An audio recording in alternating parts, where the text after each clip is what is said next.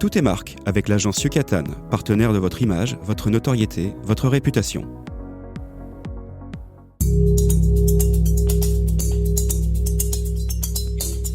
Tout est marque, une émission proposée et animée par François-Xavier Goudemont. Éclairer la vision et inspirer les actions.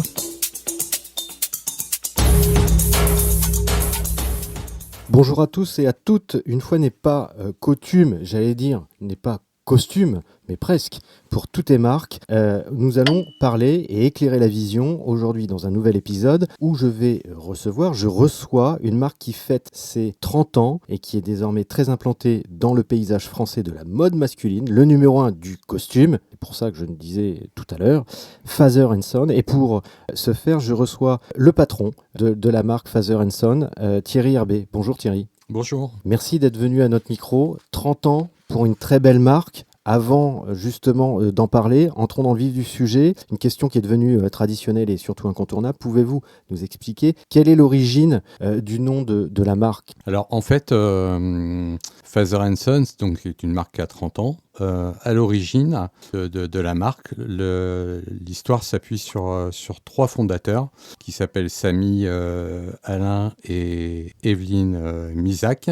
Donc les trois fondateurs, le papa était tailleur dans le 14e arrondissement de Paris. Ils ont récupéré la boutique du papa tailleur qui a un peu plus de 30 ans et ils ont décidé d'ouvrir une franchise à l'époque d'une marque qui s'appelait Old River, qui a disparu aujourd'hui, mais qui était une marque très implantée en France dans les années 70.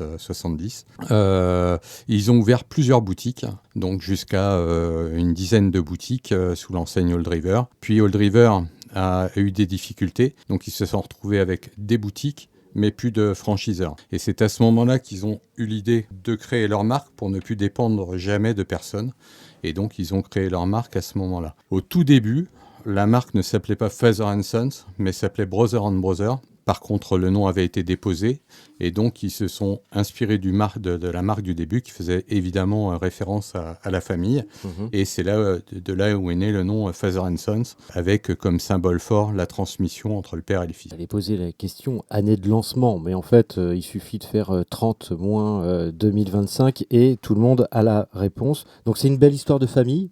Oui, tout à fait. C'est une histoire de famille comme certaines marques historiques ont pu le vivre. Aujourd'hui, un chiffre d'affaires qui est aux alentours de combien ? Alors aujourd'hui, la marque fait 66 millions d'euros de chiffre d'affaires hors taxe et on a 65 boutiques en France principalement. On compte 2 boutiques à l'étranger, une à Bruxelles et une à Munich. D'accord, une en Allemagne, une en Belgique. Ouais. Ça veut dire que globalement, si on prend notre calculette, c'est une boutique égale à 1 million. C'est exactement ça. Ouais. À la fois les grandes villes, Paris, Lille, Strasbourg, Bordeaux notamment, mais aussi je voyais que vous avez aussi cette véritable logique, me semble-t-il, de proximité avec des implantations telles qu'à Brest, Saint-Germain-en-Laye, Bègles, Arcueil, voilà, des villes un peu plus moyennes, dirons-nous, mais qui aussi rayonnent sur le territoire. Notre modèle, il est plutôt orienté sur les villes de plus de 150 000 habitants. Donc on est quasiment en France sur toutes les villes de plus de 150 000 habitants. Il nous reste quelques villes à couvrir comme Toulon où on n'est pas présent. Mais notre modèle principal, c'est les villes de plus de 150 000 habitants. Une spécificité, c'est que souvent, on a un magasin, une ville. Donc il y a juste quelques villes qu'on a doublées ou triplées, comme on dit dans notre métier, qui sont des villes comme Nice, Bordeaux ou Toulouse. Mais sinon, on a une ville, un magasin.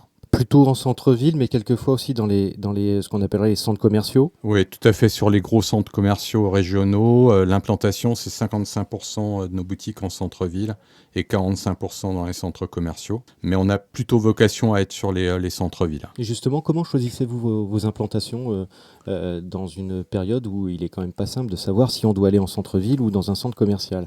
Alors, il y a des outils, en fait. On a des outils qui nous permettent, on fait partie de panels. Il y a des panels qui collectent toutes les données de l'ensemble de la profession et qui permettent de benchmarker des villes avec précision.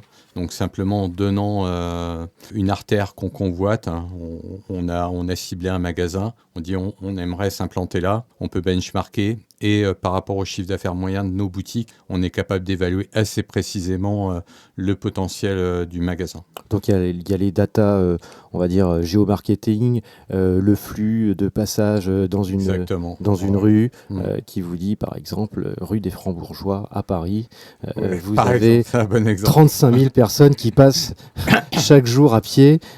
C'est l'exemple un peu extrême. Moi j'avais d'ailleurs été interpellé parce que j'ai vu que vous avez donc un très beau réseau, mais c'est un réseau de boutiques en propre. Alors oui, en propre. Jusqu'à il y a une petite dizaine d'années, on a ouvert notre réseau à ce qu'on appelle la commission affiliation.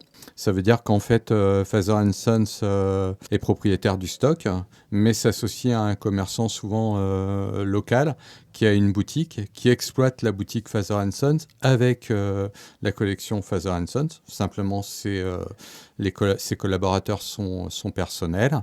Il paye le loyer de sa boutique. Et par contre, il a un concept Father & Sons. Pour un client, c'est transparent. En fait, il ne peut pas voir que c'est une boutique affiliée. C'est exactement la même politique commerciale, les mêmes prix, les mêmes remises, les mêmes systèmes d'encaissement, même programme de fidélité. C'est un système qui est différent de la franchise en soi ? Ouais, la franchise, c'est différent parce que la franchise, le commerçant achète son stock.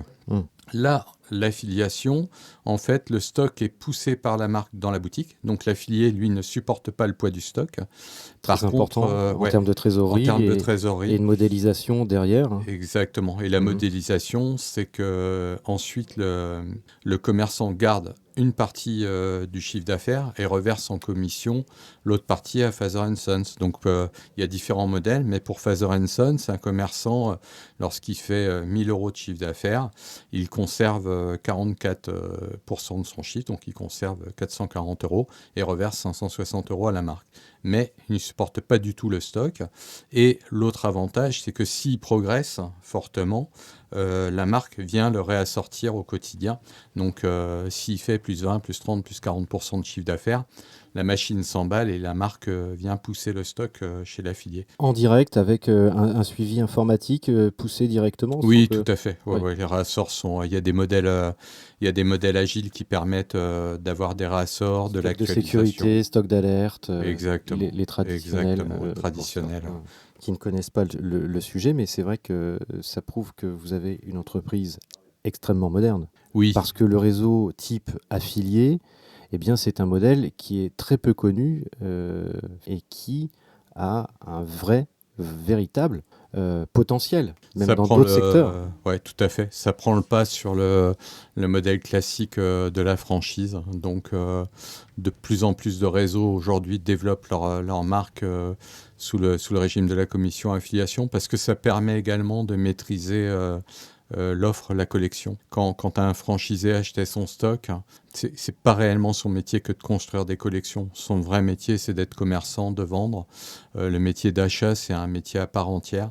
Donc en venant s'appuyer sur une collection solide, là, pour le coup, on est sûr et certain de garantir les résultats du magasin. Donc, et entre nous, très clairement, en termes de maîtrise de l'image de marque, c'est un plus.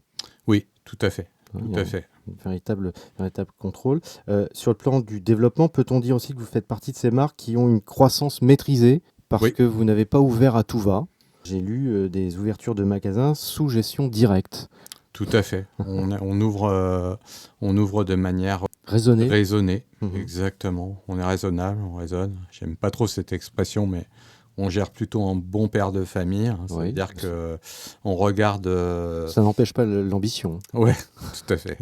En fait, on fait très attention au modèle économique, c'est-à-dire qu'on construit notre compte d'exploitation à l'envers, c'est-à-dire qu'on sait tout ce que ça va nous coûter, le loyer, les frais de personnel, les différentes charges. On regarde le potentiel de chiffre d'affaires, évidemment notre taux de marge, et on voit si le magasin est contributeur dès son ouverture ou pas.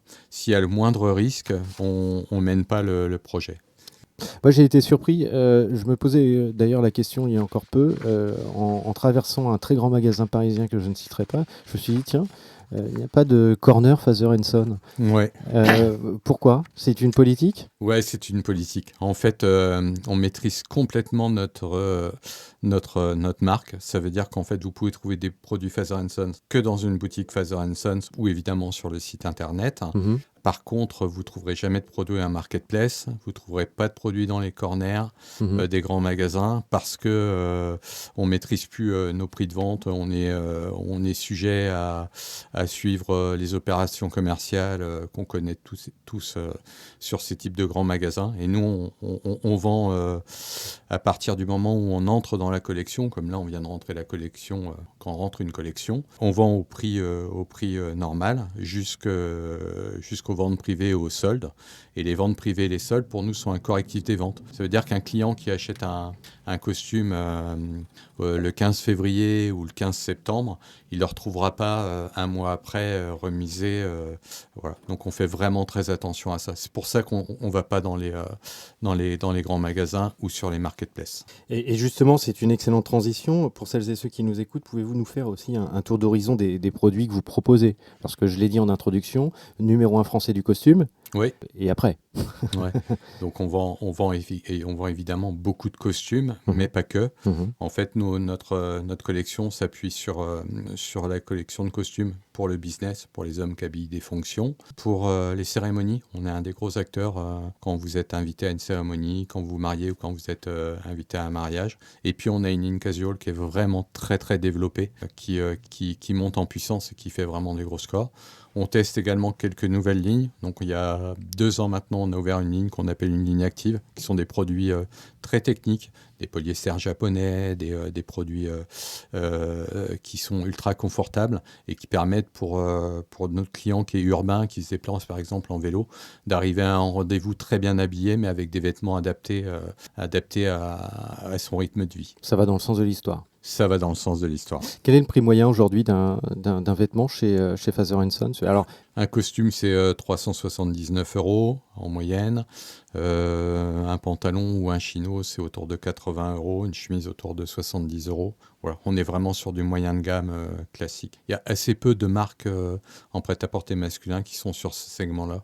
En fait. Et la question qui me brûle les lèvres, mais il faut bien que je vous la pose, fabrication made in France, c'est impensable ou pas dans l'univers du vêtement? Alors, l'expérience nous a mené à fabriquer quelquefois en France. En réalité, on va là où il y a le savoir-faire. Voilà. Italie. On parlait tout à l'heure de polyester japonais. Ce sont des produits très techniques qui sont incroyables. Si vous voulez acheter de la soie, c'est plutôt en Asie que ça se passe.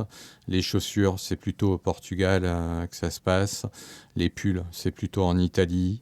Voilà. Mais on fabrique à peu près 75% de nos collections sur l'Europe et sur le bassin méditerranéen, et puis 25% en Asie. En fait, on fait appel à des façonniers, c'est-à-dire que nos collections sont complètement créées.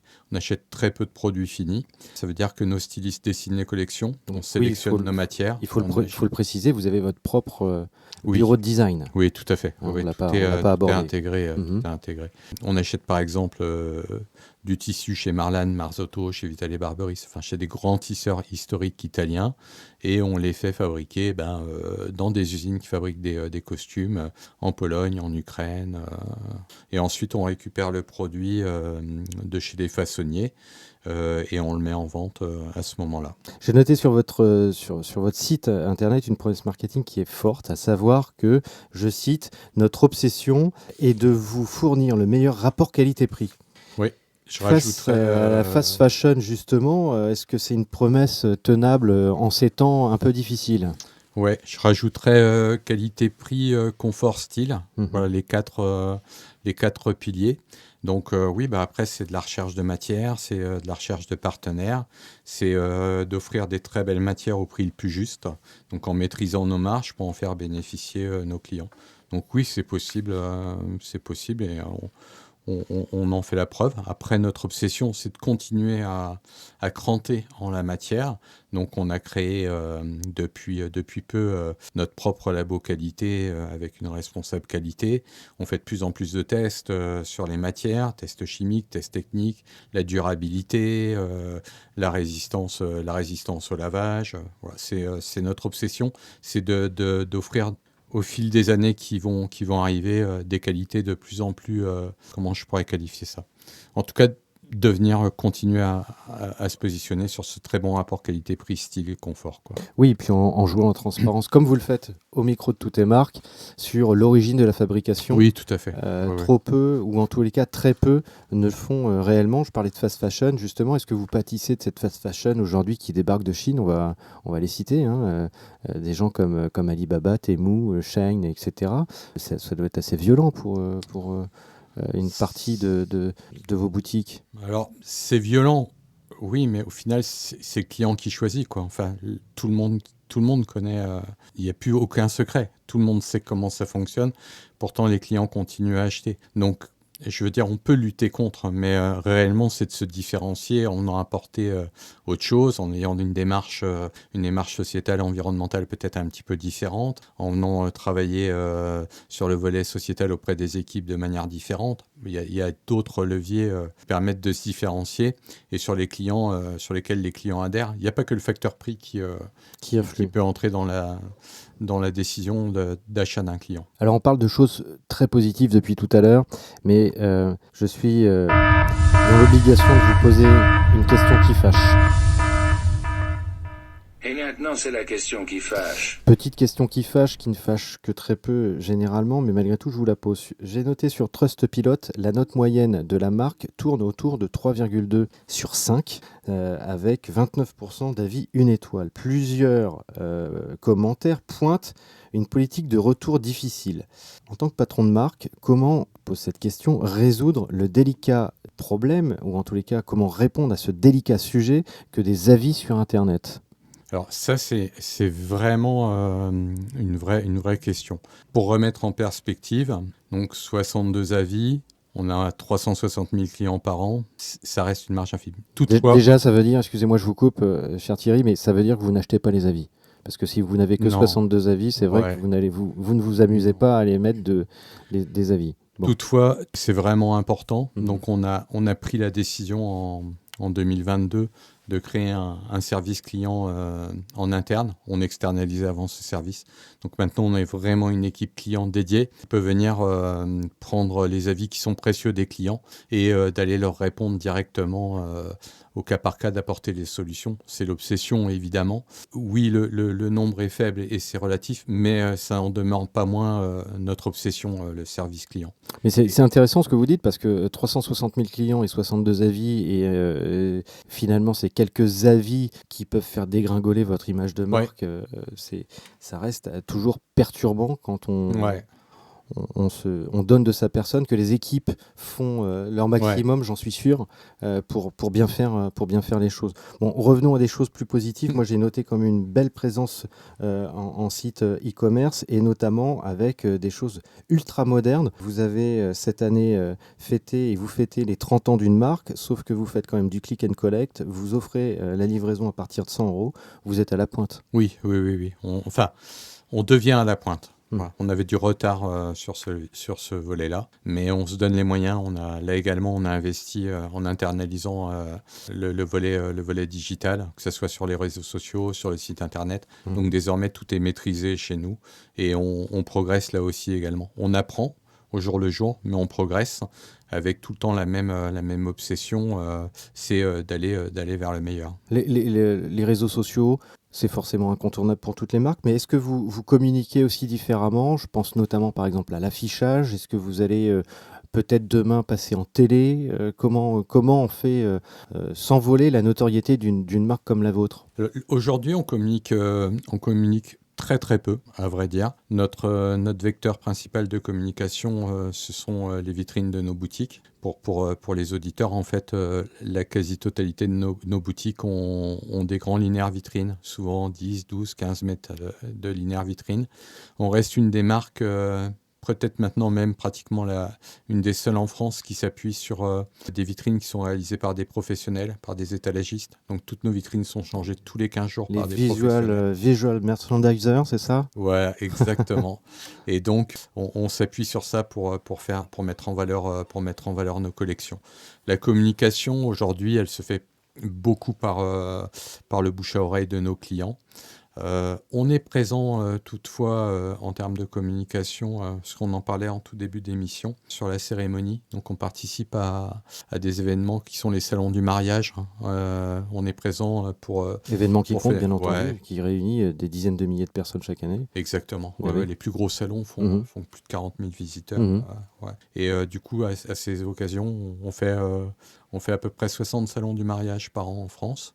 Et on présente nos collections autour de la cérémonie. Donc on fait découvrir notre marque également à des clients du coup, qui sont souvent des clients qui sont assez jeunes et qui découvrent la marque souvent par l'achat de leur premier costume chez nous. Sachant que je pense, je ne sais pas si vous avez le chiffre, mais je suppose que, ne serait-ce qu'en notoriété assistée, vous devez être assez haut. Alors, j'ai pas le chiffre. Oui. Ouais, j'ai pas le chiffre.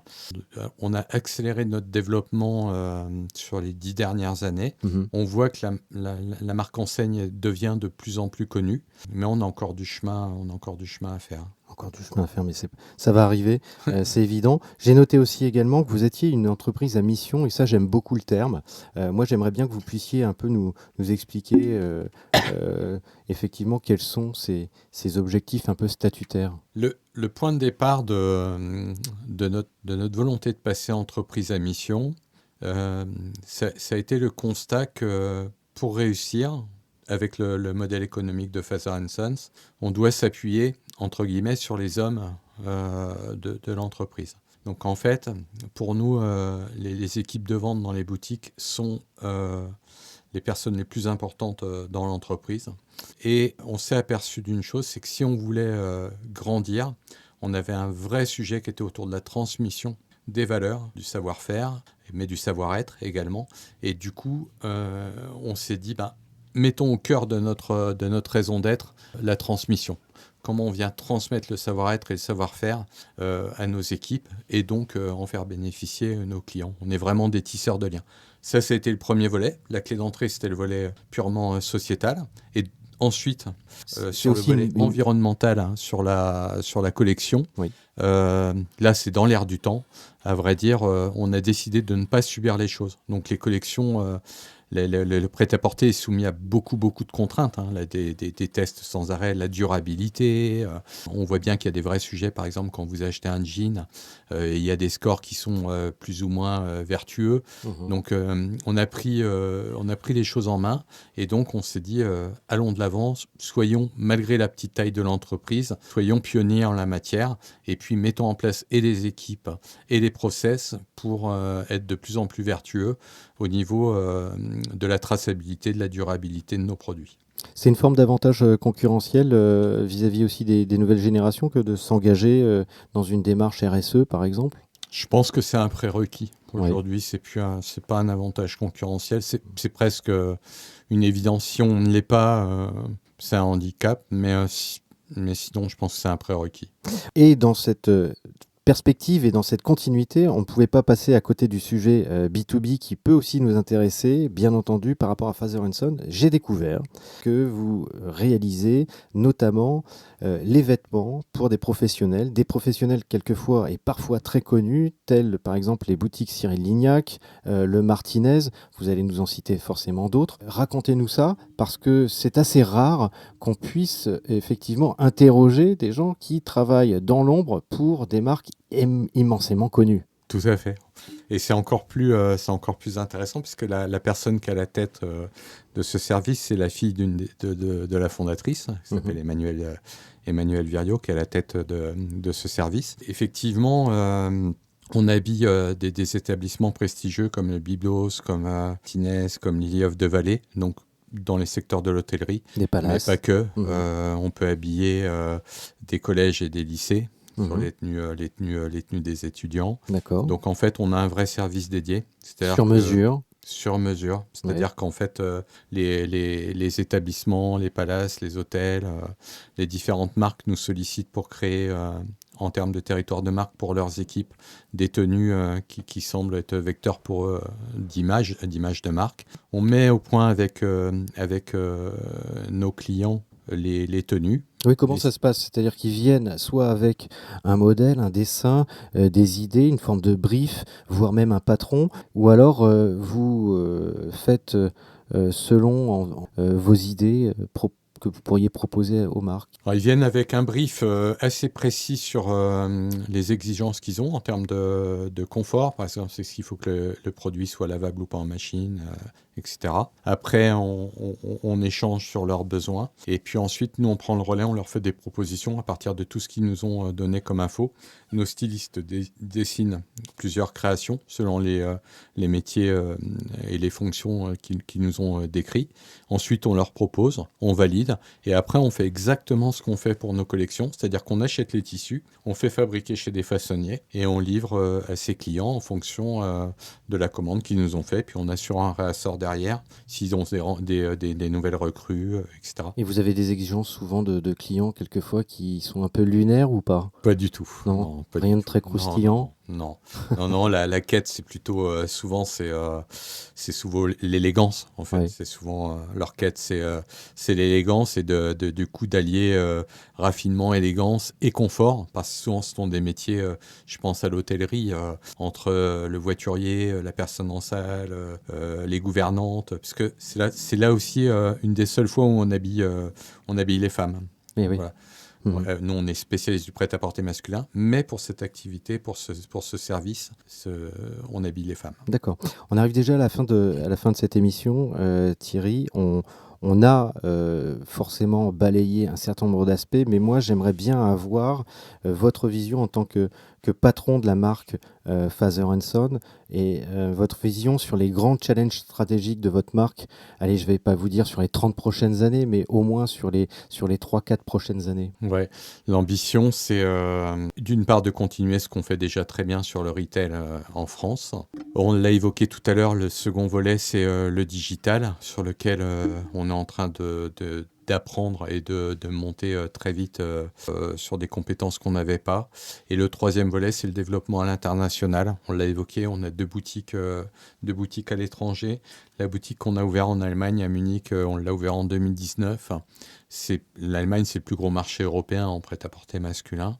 Donc, pour nous, c'est de développer, comme on l'a fait en France, des marchés européens, de la même manière qu'on l'a développé. Peut-être en Angleterre, avec un nom Father & Son. En Angleterre, ça peut peut-être avoir du sens. Angleterre, pourquoi pas. C'est dur de vendre un costume à un Anglais, c'est dur de vendre un costume à un Italien. Par contre, à un Allemand, on a plus de légitimité. Très bien. Merci beaucoup, en tous les cas, pour simplement cette transparence et cette simplicité dans l'interview. Ça nous permet aussi de découvrir encore mieux la marque Father & Son. Bien entendu, je rappelle l'adresse du site internet qu'il faut bien sûr découvrir, Father & Son, tout attaché, .fr.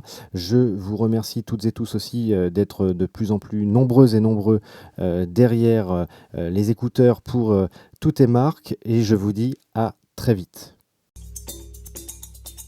C'était Tout est marque, disponible sur les plateformes podcast Spotify, Deezer et Apple Podcasts.